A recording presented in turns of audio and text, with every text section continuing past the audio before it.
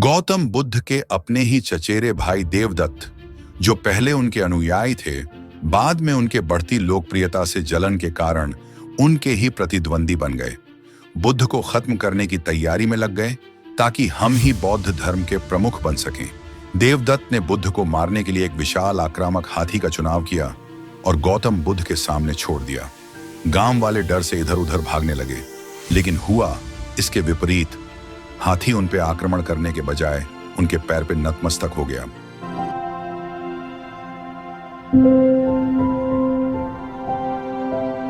प्राचीन भारत में एक राज्य था जिसका नाम मगध था।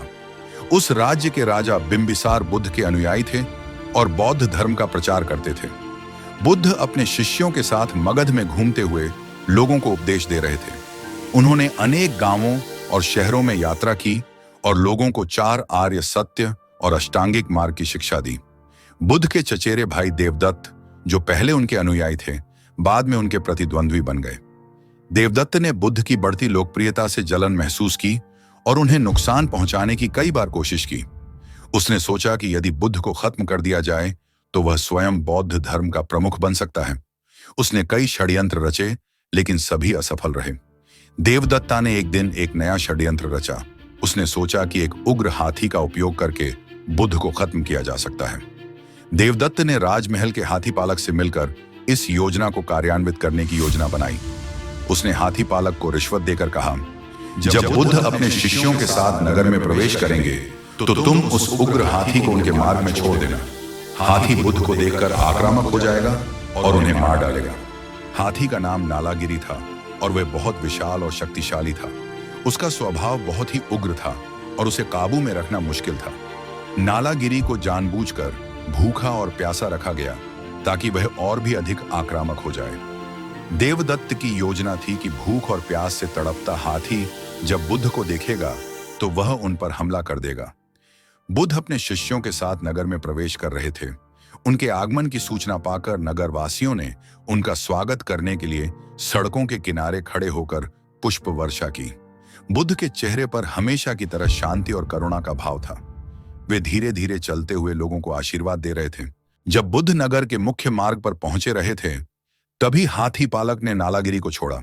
भूखा और प्यासा नालागिरी तेजी से दौड़ता हुआ बुद्ध की ओर बढ़ने लगा। नगरवासी डर के मारे इधर उधर भागने लगे। शिष्य भी चिंतित हो उठे और उन्होंने बुद्ध को सावधान करने की कोशिश की। बुद्ध ने अपने शिष्यों को शांत रहने का आदेश दिया और स्वयं नालागिरी की ओर बढ़े। उनके चेहरे पर किसी प्रकार का भय नहीं था, बल्कि करुणा और शांति का भाव था। उन्होंने अपने हाथ को उठाकर नालागिरी को शांत करने की कोशिश की।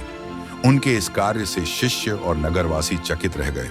नालागिरी, जो अब तक आक्रामक था, बुद्ध के पास पहुंचते ही अचानक शांत हो गया। वह बुद्ध की करुणामय दृष्टि से प्रभावित होकर रुक गया। बुद्ध ने उसके माथे पर हाथ रखा और प्रेम पूर्वक उसे सहलाया। नालागिरी ने अपनी सूंड को बुद्ध के पैरों पर रख दिया और उनके समक्ष नतमस्तक हो गया। यह दृश्य को देखकर सभी लोग चकित रह गए। नगरवासियों ने देखा कि कैसे बुद्ध की करुणा और शांत स्वभाव ने एक उग्र हाथी को शांत कर दिया। उन्होंने बुद्ध के इस चमत्कार को देखा और उनकी महिमा का गुणगान किया। बुद्ध ने नगरवासियों को संबोधित करते हुए कहा कि करुणा और अहिंसा से ही संसार के दुखों का निवारण हो सकता है। हमें हर जीव के प्रति प्रेम और दया का भाव रखना चाहिए। देवदत्ता का यह षड्यंत्र भी असफल हो गया। उसने सोचा कि बुद्ध को खत्म करके वह स्वयं बौद्ध धर्म का प्रमुख बन जाएगा, लेकिन उसकी योजना उलटी पड़ गई।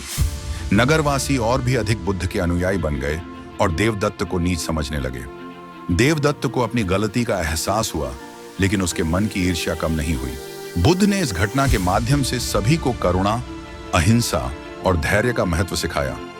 उन्होंने अपने शिष्यों को बताया कि हर परिस्थिति में धैर्य और करुणा का पालन करना चाहिए। किसी भी विपरीत परिस्थिति का सामना करने के लिए शांत और धैर्यपूर्ण स्वभाव आवश्यक है।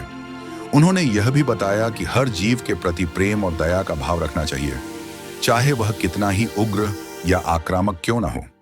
इस घटना के बाद बुद्ध ने अपने शिष्यों और नगरवासियों को करुणा और अहिंसा के मार्ग पर चलने का उपदेश दिया और उन्होंने कहा कि हमारे मन की शांति और करुणा से ही हम संसार के दुखों का निवारण कर सकते हैं। हर जीव अपने आप में अनमोल है और उसे प्रेम और दया की आवश्यकता है। हमें अपने मन की शांति को बनाए रखते हुए सभी के प्रति करुणा का भाव रखना चाहिए।